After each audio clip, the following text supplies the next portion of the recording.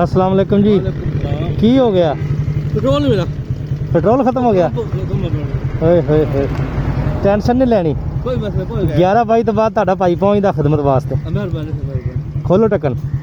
यार तुसा परेशान ਮੈਂ ਰੱਖਿਆ ਹੁੰਦਾ ਆਪਣੇ ਭਾਈਆਂ ਵਾਸਤੇ ਜਿਹੜੇ ਰਸਤੇ 'ਚ ਪਰੇਸ਼ਾਨੀ ਬਣ ਜਾਵੇ, ਕਿਸੇ ਦੀ ਕੋਈ ਫੈਮਿਲੀ ਨਾਲ ਹੋਵੇ। बड़ी मेहरबानी। ਹਾਂ ਮੇਰੇ ਕੋਲ ਪੈਟਰੋਲ ਹੁੰਦਾ ਭਾਈਜਾਨ।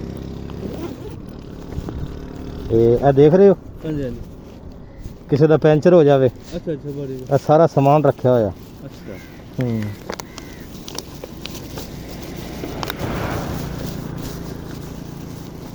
वो पंप से बंद फटा बोला ना उन्होंने धोखा देता मैंने ਹਾਂ वो ब्लॉक में आया वो बंद से ਹਾਂ ये कितना पैसा नहीं ਬਿਸਮਿल्ला ਪੜ੍ਹ ਕੇ ਪਾਓ पैसे मत देसा ਭਾਈਜਾਨ, ਪਾਓ।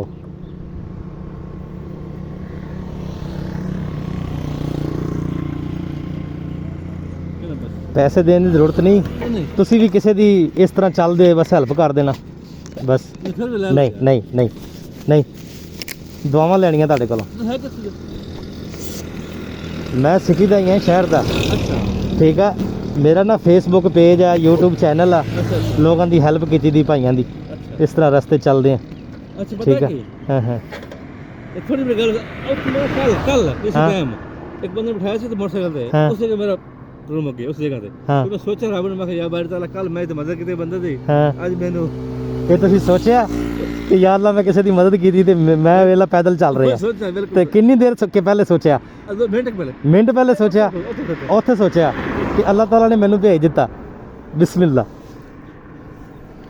ਦੁਆਵਾਂ 'ਚ ਯਾਦ ਰੱਖਣਾ, ਠੀਕ ਆ। अच्छा अच्छा ਹਾਂ ਤੁਸੀਂ ਵੇਲਾ ਖੁਦ ਹੈਲਪ ਕੀਤੀ ਕੱਲ। पैसे ना ਨਹੀਂ ਨਹੀਂ ਭਾਈ ਜਾਨ, ਨਹੀਂ। ਜਜ਼ਾਕੱਲਾ, ਬਹੁਤ ਸ਼ੁਕਰੀਆ।